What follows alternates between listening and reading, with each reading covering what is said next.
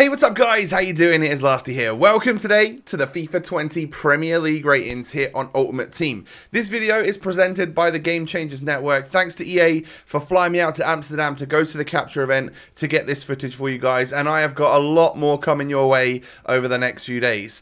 Make sure you smash the like button, subscribe to the channel if you're new around here, and what I'm going to be showing you today is every single team in the Premier League. We'll take a little look at their concept squad so you can see the ratings and stats on the cards of every single player in the Prem, and for those higher rated ones, some of the bigger names in the Premier League, I'll also delve into their player bios so you can see like their weak foot, their skill moves, and their in-game stats as well. So of course we start with AFC Bournemouth. We'll go in alphabetical order and work our way down, and yeah, you know, you can see what they're rated. Not the greatest of players for the Bournemouth squad. I think Ryan Fraser is their highest rated player this year. Lots of silvers there. If we're thinking about sort of league SBCs, could this be one of the teams where you're going to need a lot of silvers and some of those low rated golds, that sort of thing. Of course, next we move to Arsenal, and there's our first couple of big hitters. We have Pierre-Emerick Aubameyang, 4-star, and feel free to pause it and have a little look at his in-game stats as well. We've got Lacazette, an 86 rated player in FIFA 20. And of course, don't forget to follow me on Twitter if you don't already do so. That little pop-up just come up there. And this is Nicolas Pepe. Right, 83 rated overall at the start of FIFA 20. That big signing and of course his year last year has given him a massive ratings boost off the bat. Guendouzi, a 75 rated non-rare gold, and as you can see, a couple of very low rated Arsenal players towards the end there. Next we have Aston Villa, recently promoted from the Championship to the Premier League, and you can pretty much tell that from the ratings of the players in their squad.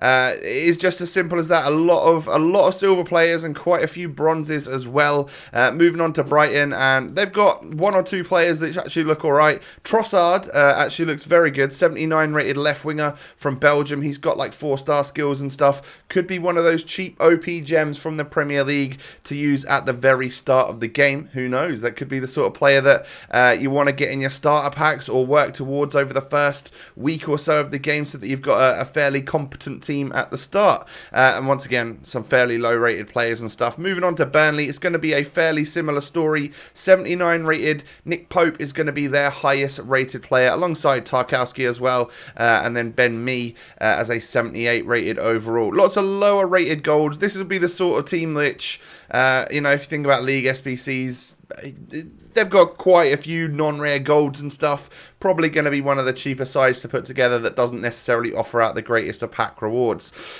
So we move on to Chelsea, and they have an 89 rated N'Golo Kante then, who does look very good. Maybe not quite as good as previous FIFAs, but I still think he could boss it in that CDM position, of course, with the high defending and decent physical stats, and of course, great stamina, right?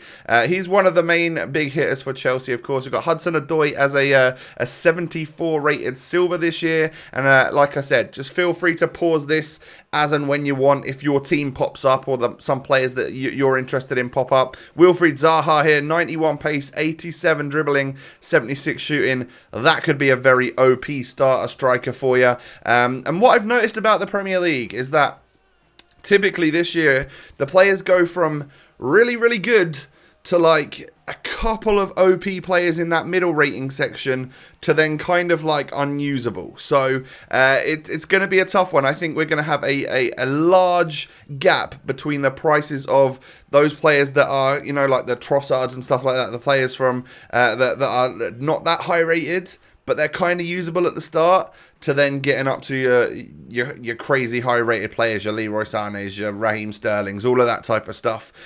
So there, I feel like at the very start anyway, those players are going to sell for a lot of coins. Ricardo Pereira actually looks like a pretty good right back on this game. He's one of the higher rated ones actually for Leicester City. We've got Chowdhury there with an amazing afro, 74 rated overall. Looks like, you know, if you're taking part in Fatal on a Bateson series and you start with a silver team, that could be the sort of player that you want to use off the back, because he looks like a solid player. And then moving on to Liverpool then, finished second in the league last year and won the Champions League. They start out with a 90 rated Mo Salah, who does look formidable. 93 pace and 89 dribbling, good shooting and stuff. Van Dijk, 90 rated, totally deserved. 6'4" with 77 pace and 90 defending.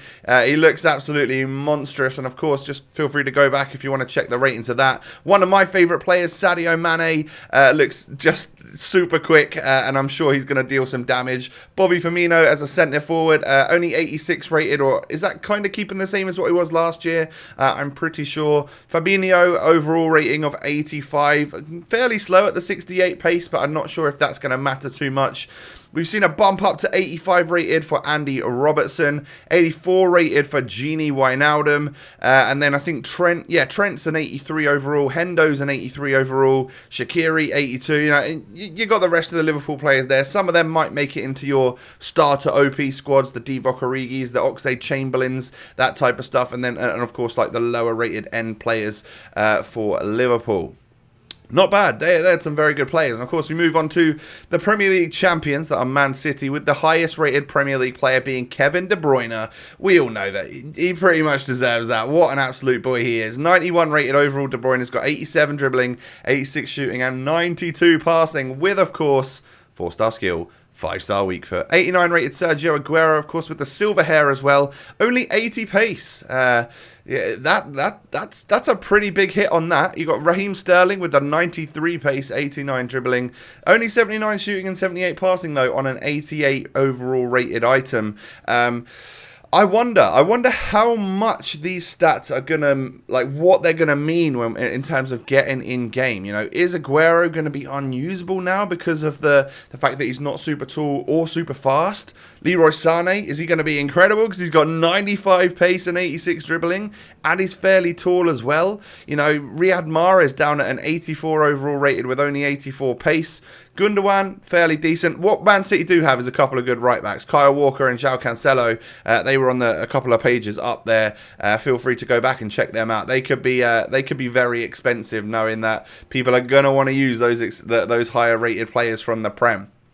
Next up then, Manchester United. This is Paul Pogba, 88 rated this year with 74 pace and 66 defending. The rest of his stats though look pretty good, and of course he is 6'3", so he's going to be great.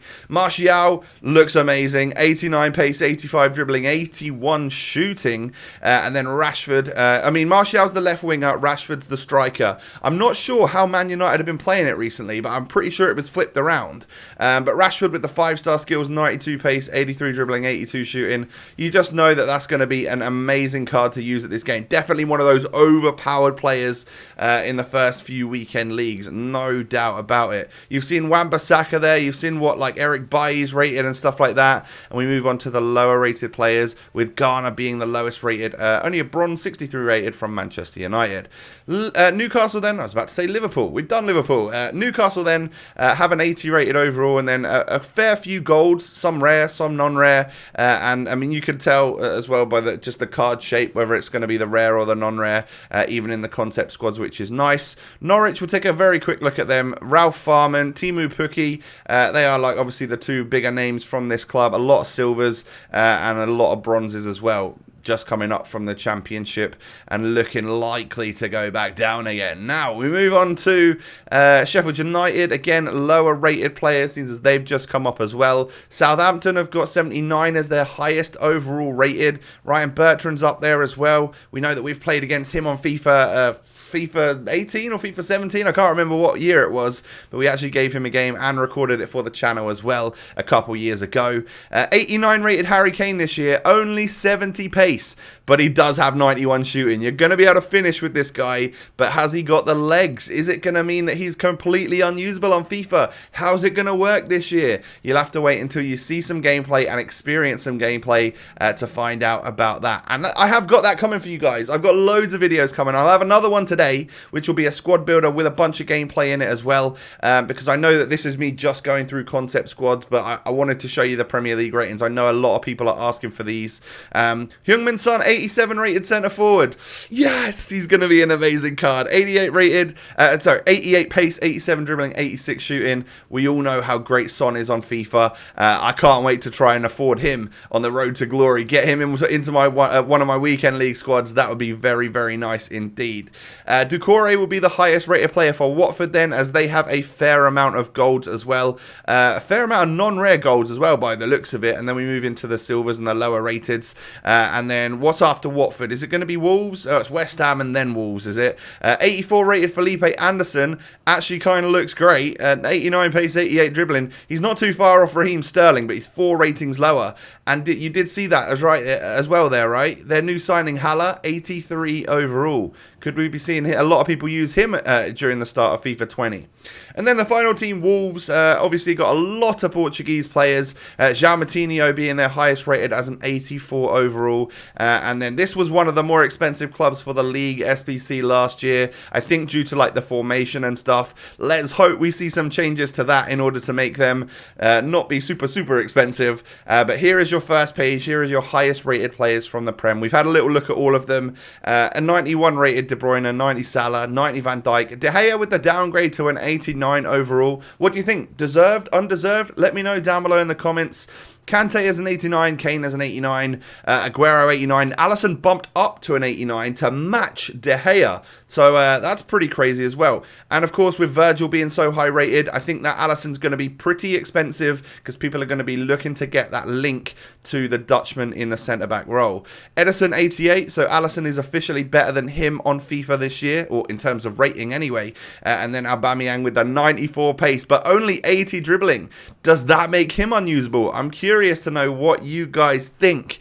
So these are your Premier League ratings. That is every single player in the Prem that we had anyway at the capture event. Hopefully that is absolutely everyone. I'm sure there may be some late movers and stuff like that. But as far as we goes, this is what I can show you, the Premier League ratings. Like I said, going to have some gameplay coming out later. We'll do a squad builder featuring, I don't know, maybe we'll stick Zidane in there, nice new icons or something like that. Yeah, I'll show those off to you a little bit later on. If you're not already following me on social media, my Twitter and Instagram are just up on screen right there. Make sure you come and follow me for lots more FIFA 20 Ultimate Team content coming your way real soon. And do me that massive favor of hitting that subscribe button and the thumbs up. Turn the little notification bell on so you don't miss a video. It is that time of year where we can really start getting hyped for FIFA 20. I've got videos coming out left and right. You don't want to miss them. I don't want you to miss them. Let's have a great year. And it's really not long until you guys can also play the game. You know, we're talking just over a week until early access.